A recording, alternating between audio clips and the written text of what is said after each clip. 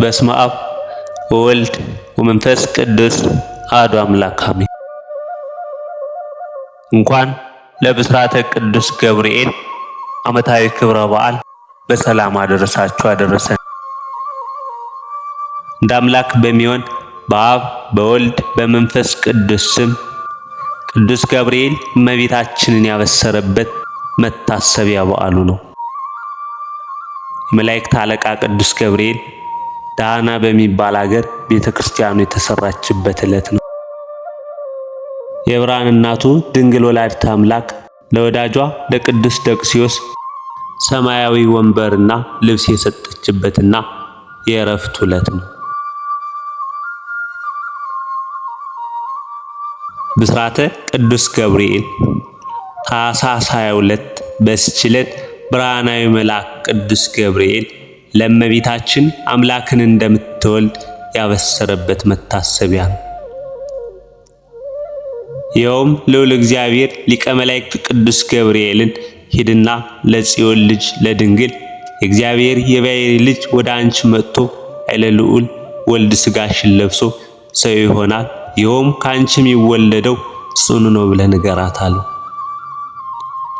ደንቆሮች የሚሰሙበት፣ ድዳዎች የሚናገሩበት፣ ዕውራንም የሚያዩበት፣ ሙታን የሚነሱበት፣ ለምጻሞች የሚነጹበት፣ አንካሶች የሚሄዱበት፣ በጨለማ ውስጥ የነበሩ ሰዎች ብርሃን የሚያዩበት ጊዜ ነው ደረሰ ብለህ ንገራት አለው።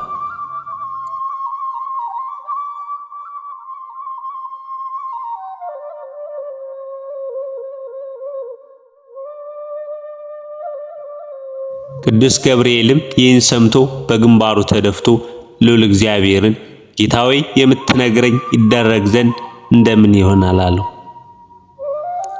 ጌታም የጀመርኩትን ቸርነት ፈጸምኩ፣ የወይን ግንድ ይቆረጣል፣ ወልደ እግዚአብሔር ይሞታል፣ ወይራም ከበለስ ጋር ይተከላል፣ መስቀል ይተከላል፣ ቅጽሮችም ይቀጸራሉ፣ ምግባር ከሃይማኖት ጋር ይሰራል፣ የኤልፍና የሌሚ ወገን ይነሳል። ገብርኤል ሆይ የደለ ዳዊት ልጅ እግዚአብሔር ካንቺ ጋር ነውና ደስ ይበልሽ በላት ብላ አብስራት አለው። ለዘላለም ነግሶ የሚኖረው እነሆ ትጸንሻለሽ በላት አለው። መልአኩ ቅዱስ ገብርኤልም ይህን ሰምቶ ሰገደ። ልብሱንም በላዩ ይዞ በመስቀል ቀኝ ይወርድ ዘንድ ወደደ። ጌታም መግባትህንና መውጣትህን በፍቅር አንድነት ይሁን አለው።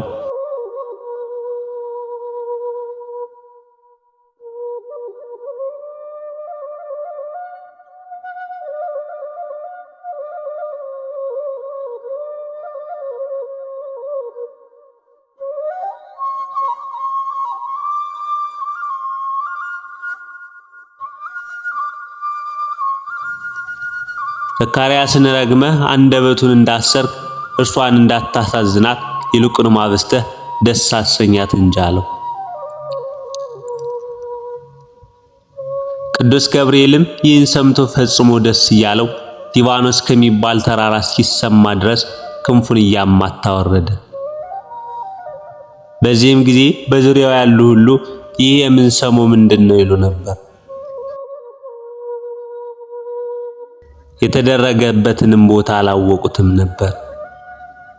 እመቤታችንም በ3 ዓመቷ እናትና አባቷ ብፅዕት አድርገው ለእግዚአብሔር ሰጠዋታልና ካህናትም በቤተ መቅደስ ከመካነ ደናግል አስገብተዋት በመልአኩ በቅዱስ ፋኑኤል አማካኝነት በሰማያዊ ጽዋ ሰማያዊ እያመጣላት ያንን እየተመገበች ቅዱሳን መላእክት እየጎበኟት 12 ዓመት ኑራለች።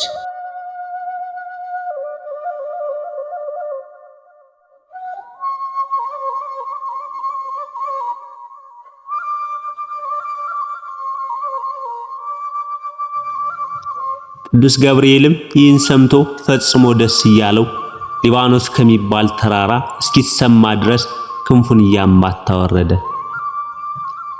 በዚህም ጊዜ በዙሪያው ያሉ ሁሉ ይህ የምንሰማው ምንድነው ይሉ ነበር። የተደረገበትንም ቦታ አላወቁትም ነበር።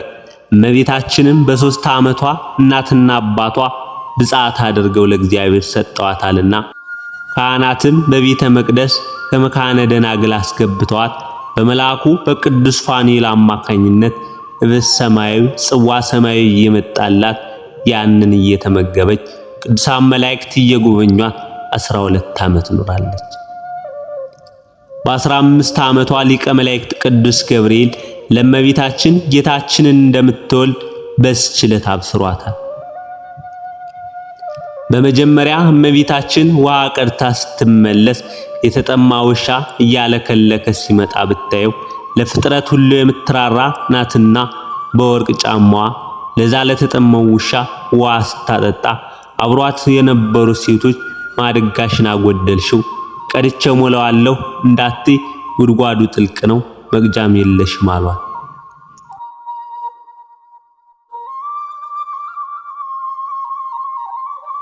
ክብርት እመቤታችንም ውሃ የሚገኘው ከወደ ላይ ነው እንጂ ከወደ ታች ነውን? ፍጥረቱን ያጠጣ ጌታ ይሞላልኛል አለቻቸው። ማድጋዋም በተአምራት ሞልቶ ተገኘ።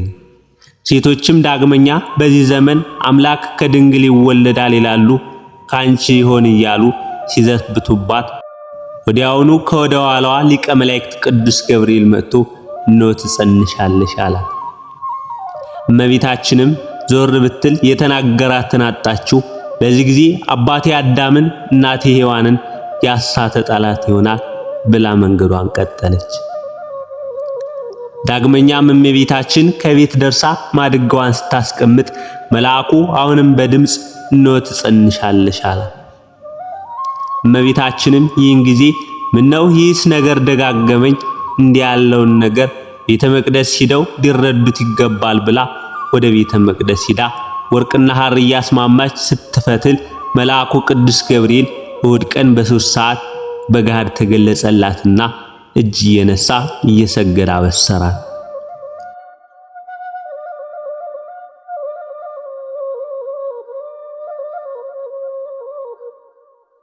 የእውነተኛ ንጉሥ እናቱ እመቤታችን ለአንቺ ፍቅር አንድነት ይገባል አላት።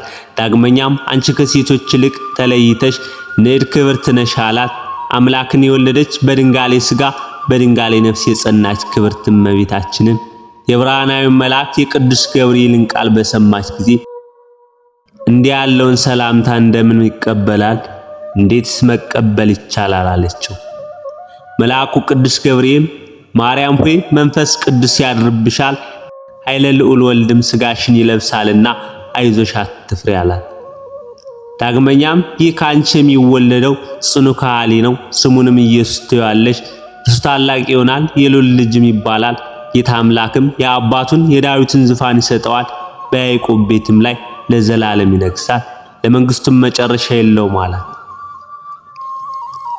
እመቤታችንም መልአኩን ምድር ያለ ዘር ፍሬን አትሰጥምና እኔ ወንድ ስለማላውቅ ይህ እንዴት ይሆናል አለችው። መልአኩም መልሶ መንፈስ ቅዱስ ባንቺ ላይ ይመጣል። መልአኩም መልሶ መንፈስ ቅዱስ ባንቺ ላይ ይመጣል፣ የልዑል ኃይልም ይጸልልሻል።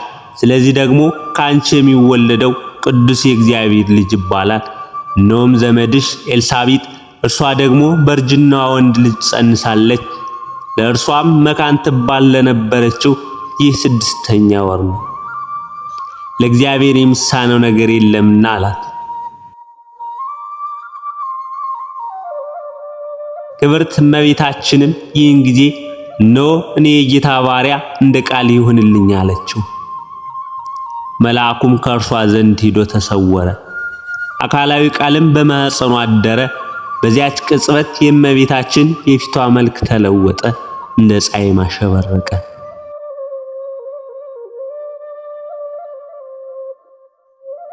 እናታችን የቅድስት ድንግል ማርያም እንዲሁም የመልአኩ የቅዱስ ገብርኤል ረድኤታቸው በረከታቸው ይደርብን ለዘላለሙ አሜን።